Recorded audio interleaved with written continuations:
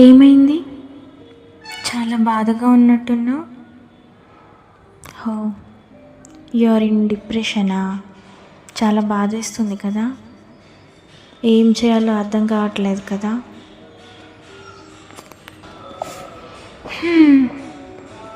నీ లైఫ్లో ఏం జరుగుతుందో కూడా తెలియట్లేదు కదా.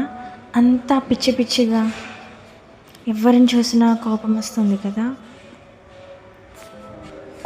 ఫ్రస్ట్రేషన్, కోపం, బాధ అన్నీ కలిపి వస్తున్నాయి కదా. కానీ నాకే ఎందుకు ఇలా జరుగుతుంది, అందరిలాగా నేను ఎందుకు హ్యాపీగా ఉండలేకపోతున్నాను అని అనుకుంటున్నావు కదా. ఏ కర్మ ఫలితాన్ని అనుభవిస్తున్నావో అర్థం కావట్లేదు కదా. సరే, ఇది విను. ఫస్ట్ నువ్వు ఏ విషయం గురించి ఆలోచిస్తున్నావు? ఏ విషయం గురించి ఇంతలా బాధపడుతున్నావు, ఇంతలా డిప్రెస్ అవుతున్నావు?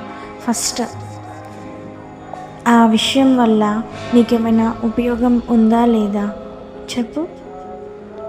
ఉపయోగం ఉందా? ఓకే, నువ్వు బాధపడే దాంట్లో అర్థం ఉంది, ఉపయోగం ఉంది, అర్థం ఉంది. కానీ నువ్వు బాధపడినంత మాత్రాన అంతా మారిపోతుందా చెప్పు. నువ్వు ఏ విషయంలో సంతోషంగా ఉంటావో దాని గురించి ఆలోచించు. నువ్వు బాధపడుతుంటే ఎవరైనా వచ్చి తీరుస్తున్నారా? తీర్చట్లేదు కదా. ఎవరు తీర్చరు కూడా. ప్రతిదానికి, నీ హ్యాపీనెస్కి కానీ నీ డిప్రెషన్కి కానీ ప్రతిదానికి నువ్వే రెస్పాన్సిబిలిటీ. అందుకే నీ హ్యాపీనెస్ గురించి ఆలోచించు ఫస్ట్. దాని నుంచి బయటపడు, దాని నుంచి మనసులో నుంచి తీసేయి ఫస్ట్. ఏమైందిలే, నేను బ్రతకగలను అనే ధైర్యాన్ని తెచ్చుకో.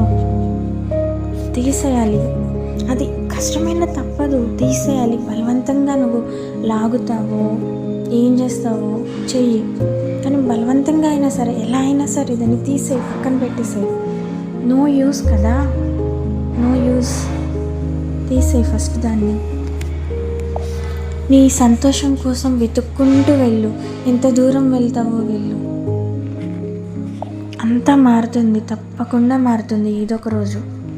ఇంకా ఎన్ని రోజులు వెయిట్ చేయాలి, ఎన్ని రోజులు అని మాత్రం అనుకోవద్దు.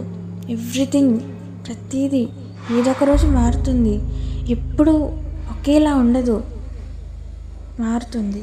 వెయిట్ చేయి, కానీ హ్యాపీనెస్ కోసమే వెతుక్కుంటూ వెళ్ళు, ఎంత దూరమైనా వెళ్ళు.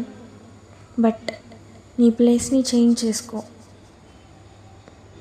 నువ్వు నీ హ్యాపీనెస్ని ఎక్కడైతే పోగొట్టుకున్నావో అక్కడ మాత్రం ఉండొద్దు, అస్సలు ఉండొద్దు. అంతా కొత్తగా ఉండడానికి ట్రై చేయి, అంతా మారుతుంది. ధైర్యాన్ని తెచ్చుకో. ఓకే.